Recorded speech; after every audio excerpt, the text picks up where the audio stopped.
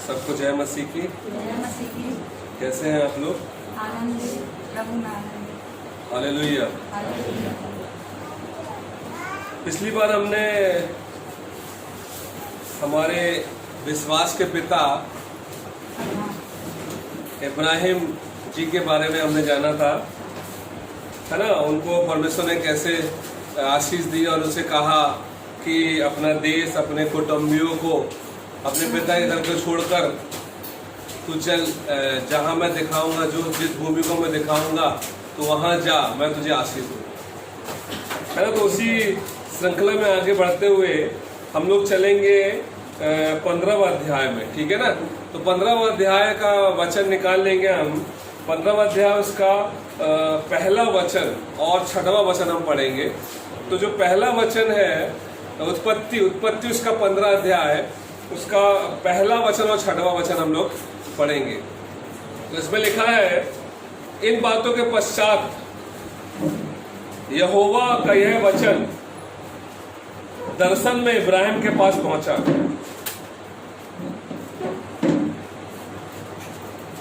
और उसने कहा, हे इब्राहिम मत डर, तेरी ढाल और तेरा अत्यंत बड़ा फल मैं हूं।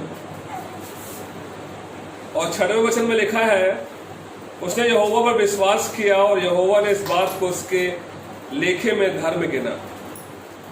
तो ये जो वचन है ये बहुत फेमस वचन है और लोग बहुत प्रचार करते हैं इस वचन के बारे में, क्योंकि ये वचन जो है ये पॉजिटिव वचन है। ये वचन ऐसा है जो प्रतिज्ञा को दर्शाता है, जो परमेश्वर की सामर्थ्य को दर्शाता है, जो परमेश्वर की ढाल को दर्शाता है, जो परमेश्वर के प्रतिफल को दर्शाता है। तो जैसे कि मैंने आपको बताया था कि इब्राहिम की कहानी है और इब्राहिम की कहानी जो है वो हमें यीशु मसीह की ओर लेकर जाती है। तो अगर आप इसमें देखें, इसमें इब्राहिम को प्रभु क्यों बोल रहा है कि मत डर, है ना। इसके पहले आप लोगों को ध्यान रहना है क्यों बोल रहा है मत डर। अभी तक तो नहीं बोला था कि मत डर, पर आज बोल रहा है। उसके पहले हुआ क्या था मैं आपको बताना चाहूंगा कि इसके जो पहले चैप्टर में अगर आप देखेंगे तो इब्राहिम जो है वो करीब 4 देशों के राजाओं से लड़ता है। और वो भी कितने लोगों के साथ पता है आपको? 318 सैनिकों के साथ वो 4 देशों के सबसे शक्तिशाली राजाओं से और उनके सैनिकों से लड़ता है और जीत हासिल कर लेता है। वो इसलिए लड़ता है क्योंकि वो राजा जो है उसके भतीजे लूत को और उसकी संपत्ति को, उसके परिवार के लोगों को उठा कर ले जाते हैं। तो जब इब्राहिम को पता चलता है, इब्राहिम अपने 318 जो बहादुर सैनिक है उनको लेकर जाता है और वहां जाके उनसे युद्ध करता है, उनको जीत हासिल करके लेकर आता है। जब वो जीत कराते हैं तो उस समय सालोम का राजा मलकीसिदक जो है वो सालोम का राजा, सालोम का मतलब होता है शांति। मतलब मलकीसिदक जो था वो यीशु मसीह था, जो इब्राहिम के पास आते हैं और कहते हैं कि हे इब्राहिम, परमेश्वर ने तुझे जीत दिलाई। एक्चुअली में यहाँ पर आप देखें तो 318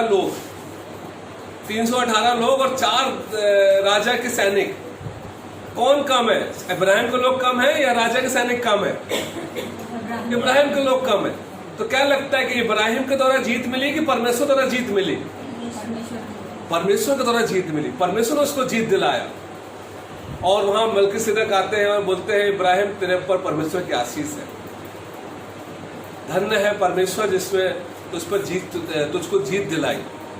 और फिर इब्राहिम जो है, जो भी वहां पे उसने जीता हुआ रहता है, सबका क्या करता है? 10वां निकालता है और सालोम मलकीसिदक के राजा को दे देता है। उसके बाद जो वहां के राजा होते हैं, जिसने इब्राहिम के साथ जीता था, जिस समय सदोम और अमोरा के राजा जो थे, वो इब्राहिम से बोलते हैं कि आप एक काम करो, जितनी भी धन संपत्ति है यहाँ पर सब ले लो, है ना, और हमें जाने दो। बोले ठीक है। इब्राहिम तो जाने देता है उनको, पर बोलता है, इब्राहिम बोलता है कि मैं जो हूं तुम्हारी धन संपत्ति नहीं लूंगा, क्योंकि अगर मैं तुम्हारी धन संपत्ति ले लूंगा तो लोग क्या बोलेंगे कि मैं तुम्हारे द्वारा धनवान बनाऊं, परंतु मेरा परमेश्वर मुझे धनवान बनाने के लिए पर्याप्त है। और ये बात सोच के, ये कहानी के बाद फिर ये वाली स्टोरी आती है जहां पर इब्राहिम को परमेश्वर दर्शन देके कह रहे हैं, हे इब्राहिम मत डर। क्या लगता है आपको, एक मानव जाति होने के नाते, एक मानव होने के नाते आप किसी देश के 4 राजाओं को, है ना, 318 सैनिकों के साथ जाकर हरा के आ जाओगे, तो आपके मन में क्या रहेगा? डर रहेगा या फिर आप कहने दिले ही रहेगी? हाँ, डर रहेगा। हम सोचेंगे अरे ऐसा ना हो कि वो बदला लेने के लिए आ जाए। क्या के लिए आ जाए? वो बदला लेने के लिए आ जाए। तो इसलिए इब्राहिम डर रहा था और परमेश्वर ने उसके पास आके कहा, मत डर, मैं तेरी ढाल हूं। क्या बोला? मैं तेरी ढाल हूं। ढाल समझते आप क्या होता है? ढाल मतलब कवच। आपने देखा होगा कि कहीं पे भी कि तलवार जो लिया रहता है उसके पास एक ढाल भी रहती है। वो इसलिए ताकि वो उसको क्या कर सके? रोक सके, है ना। और वचन कहता है कि विश्वास की ढाल लेके चल, आत्मा की तलवार और विश्वास की ढाल, है ना। तो यीशु मसीह, परमेश्वर खुद कहते हैं कि मैं तेरी ढाल हूं, ठीक है ना। अगर तू लड़ने जाएगा या तेरे ऊपर कोई लड़ने के लिए आएगा, तेरे ऊपर कोई कब्बो आक्रमण करेगा, तो मैं तेरे साथ रहूंगा और मैं तुझे, है ना, उसको हराने नहीं दूंगा। और वास्तव में इब्राहिम के जीवन भर यही हुआ। इब्राहिम को कोई नहीं हरा सका। इब्राहिम बढ़ता चला गया, उसको कोई भी हरा नहीं सका, क्योंकि परमेश्वर ने कहा था मैं तेरी ढाल हूं। और उसके बाद लिखा है, मैं तेरा बड़ा प्रतिफल हूं। अब प्रतिफल समझते हैं? रिवार्ड, इनाम, ठीक है। उस समय तो इब्राहिम ने शायद जो भी उसके पास धन था उसमें से मलकीसिदक को 10वां अंश दे दिया। पर बाद में सोच रहा हुआ, काश वो धन मेरे पास होता, वो धन मेरे काम आता है, वो धन से मैं और काम कर सकता था, है ना। पर प्रभु क्या बोल रहा है कि मैं तेरा प्रतिफल हूं। तू उस धन के बारे में मत सोच, मैं तुझे प्रतिफल दूंगा, मैं तुझे रिवार्ड दूंगा। तूने जो दिया है, जो तूने इन्वेस्ट किया परमेश्वर के राज्य में, उसका मैं बदला दूंगा, मैं उसको गुना दूंगा। हमारे जीवनों में भी ऐसा हो जाता है। हम दान दे देते हैं, जब हम रहता है तो हम 1 लाख दान दे दिए, 10,000 दे दिए, 5,000 दे दिए, जो भी ज्यादा से ज्यादा हो गया हम दे दिए। पर बाद में हम सोचते हैं, काश जब हमारे पास मुसीबत आती है, परेशानी आती है, हम सोचते हैं अरे वो पैसा हम चर्च में ना देते तो अच्छा था। कई बार ऐसा याद आने लगता है ना हमको कि हम काश ये पैसा हम नहीं देते तो अच्छा था, मेरे काम आ जाता। परंतु जितने लोगों ने भी परमेश्वर के राज्य में इन्वेस्ट किया है, जितने लोगों ने परमेश्वर के राज्य में दान दिया है, मैं आपको बता रहा हूं, जैसे परमेश्वर इब्राहिम को कह रहा है कि मत डर, मैं तेरा प्रतिफल हूं, वैसे वो आपको भी कह रहा है। वो प्रतिफल देने वाला परमेश्वर है, वो किसी का कर्जदार नहीं होता है।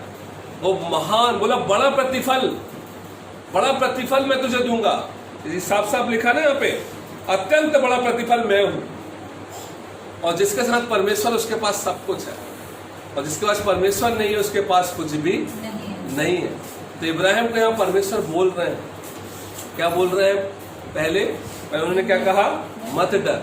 क्या बोला? मत डर, है ना। नॉर्मली होता क्या है कि हम लोगों के लिए भी यीशु मसीह ने, परमेश्वर ने इब्राहिम के लिए 4 राजाओं से जीत दिलाई। हम लोगों के लिए यीशु मसीह ने मृत्यु से, शैतान से और अंधकार की ताकत से जीत दिलाई, पाप से हमें जीत दिलाई, ठीक है ना। तो हम देख रहे हैं कि अभी भी हमारे मन में डर बना रहता है, कहीं ऐसा ना हो कि भाई हमारा उद्धार खो जाए, कहीं ऐसा ना हो कि हम फिर से गुलामी में चले जाएं, कहीं ऐसा ना हो कि हम फिर से पाप करने लगे, है ना। आपको पता है जो गुलाम लोग होते हैं, जब वो स्वतंत्र कर दिए जाते हैं, फिर भी जो उनके मन में जो है ये बात बनी रहती, कहीं मैं दोबारा गुलाम ना बन जाऊं। फिर भी गुलाम टाइप के फिरता है, गुलाम टाइप का फिरता है। मैं आपको कहानी बताना चाहूंगा। एक समय में एक दुष्ट राजा था। वो दुष्ट राजा अपने गुलामों को बहुत सताया करता था, और उसका एक गुलाम था, और वो जो गुलाम था वो वहां पे जो है जब भी बुलाता था दुष्ट राजा, इधर आओ इधर आओ, हाँ जी राजा जी आइए, बोलिए, पानी लेकर आओ, तो पानी लेकर पानी पीछे, इतना देर क्यों लगा दी, कैसा पानी लाया। बड़ा दुष्ट राजा था वो, बड़ा दुष्ट, हर चीज में सताता था, हर चीज में उसको गाली देता था, हर चीज में मारता था, हर चीज में वो करता था। लेकिन एक समय ऐसा आया कि एक अच्छा राजा वहां पर आया, और अच्छा राजा ने क्या किया, दुष्ट राजा को क्या किया, हरा दिया। जब दुष्ट राजा को हरा दिया और दुष्ट राजा को उठाया, क्या कर दिया, क्रूस पर चढ़ा दिया। जब वहां से क्रूस पर चढ़ा दिया तो वो जो गुलाम था उसका, उस राजा का, वो स्वतंत्र हो गया। कैसा हो गया, स्वतंत्र हो गया। तो एक दिन क्या हुआ कि जब वो क्रूस पे चढ़ा था, आखिरी सांसें ले रहा था, वहां पे जो उसका गुलाम है वहां से गुजरता है। अब जो दुष्ट राजा है वो ऊपर चढ़ा है क्रूस पे, और गुलाम गुजर रहा है, गुलाम से बोलता है इधर।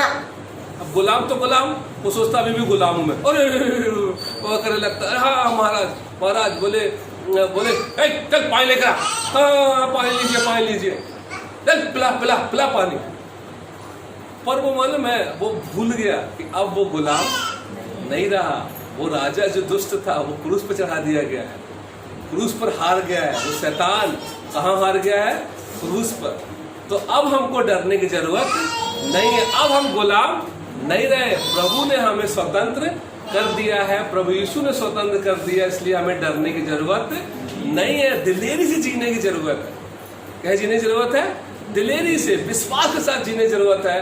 और प्रभु कहा मैं ढाल हूं, है ना, परमेश्वर हमारी ढाल है।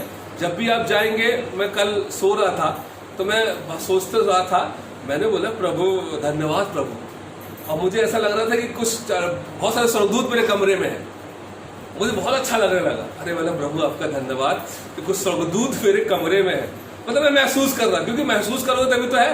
आप दुख में हो, परमेश्वर को महसूस करो, परमेश्वर वहां पर है, और आपको विश्वास होगा हाँ परमेश्वर उपस्थित है वहां पे। तो परमेश्वर हमारी ढाल है, वो हमेशा हमारे साथ बना रहता है। और तीसरा बोलता है प्रतिफल, प्रभु हमारा प्रतिफल है। हमें किसी से प्रतिफल लेने की जरूरत नहीं है, हमें किसी से छीनने की जरूरत नहीं है, हमें किसी का मतलब गलत करके पैसे लेने की जरूरत नहीं है, हमें गलत करके किसी चीज को पाने की जरूरत नहीं है। हमारे प्रतिफल कौन है, परमेश्वर, वो हमें प्रतिफल देगा। चाहे दुनिया दे या ना दे, दुनिया आपको कितना भी कुछ भी कर ले, कितना भी लूट ले, परंतु वो आपको प्रतिफल देगा। आपने अगर इन्वेस्ट किया है उसके राज्य में, इन्वेस्ट किया हो या ना किया हो, तो भी वो आपको प्रतिफल देगा। आपने दिया हो या ना दिया हो, फिर भी प्रतिफल देगा, क्योंकि वो विश्वास योग्य है। उसने जो लिखा है ना आपके नाम पे वो जरूर देगा, जो उसने ठहराया है ना आपके नाम पे वो जरूर देगा, इसलिए वो हमारा प्रतिफल है। तो अब आप आगे देखें, 6 वचन में लिखा है, उसने यहोवा पर विश्वास किया, यहोवा ने इस बात के लिए उसके लेखे में धर्म गिना। तो जब ये बातें जो मैं बोल रहा हूं आपको, और जो बातें परमेश्वर ने इब्राहिम को बोली थी, तो उसने तो विश्वास कर लिया। आपके बारे में क्या है, क्या आपने विश्वास किया, क्या विश्वास कर रहे हैं? अगर आप विश्वास कर रहे हैं इस बात पे, तो ये आपके लिए क्या गिना जाएगा, धर्म गिना जाएगा। आप क्या गिने जाओगे, धर्मी। क्योंकि यहाँ पे रोमी उसका पहला अध्याय 17 वचन में कहता है कि विश्वास से ही तुम धर्मी ठहराए जाते हो, कर्मों से हम धर्मी नहीं ठहराए जाते। कैसे ठहराए जाते हैं, विश्वास से। क्योंकि कर्मों से तो है हम पापी हैं, पर विश्वास से हम धर्मी। और अगर किसी को ऐसा लगता है कि उसने उद्धार को जीत लिया है, उद्धार को कमा लिया है, तो मुझे बताइए, कोई भी व्यक्ति उद्धार कमा नहीं सकता। ये उद्धार जो है अनुग्रह से हमें मिला है, जो धर्म है वो हमें अनुग्रह से मिला है, और परमेश्वर ने हमें धर्मी अनुग्रह से बनाया है। इसलिए मैं आप लोगों से कहना चाहता हूँ कि आप लोग विश्वास करते रहिए। जीवन में उतार चढ़ाव आएंगे, परेशानी संकट आएगी, मुसीबत आएगी, पर विश्वास से कभी समझौता नहीं करना। मतलब विश्वास के लिए कभी समझौता मत करना, विश्वास से पीछे मत हटना। शैतान आएगा, झूठ बोल बोल के आपको परेशान करेगा, और शैतान बोलेगा कि ये नहीं, गलत गलत बात बताएगा। शैतान तो हार चुका है, शैतान मर चुका है क्रूस पे, वो दुष्ट राजा है, वो आपको डराने की कोशिश, डरना नहीं है, वो तो झूठ बोलने वाला है, वो शुरुआत से झूठ बोलता है, उस पर भरोसा नहीं करना है। हमको सिर्फ परमेश्वर पर भरोसा करना है, यीशु मसीह भरोसा करना है। वही हमारा ढाल है, वही हमारा प्रतिफल है। अगर आप सब विश्वास करते हैं तो बोले आमीन। आमीन। जय मसीह।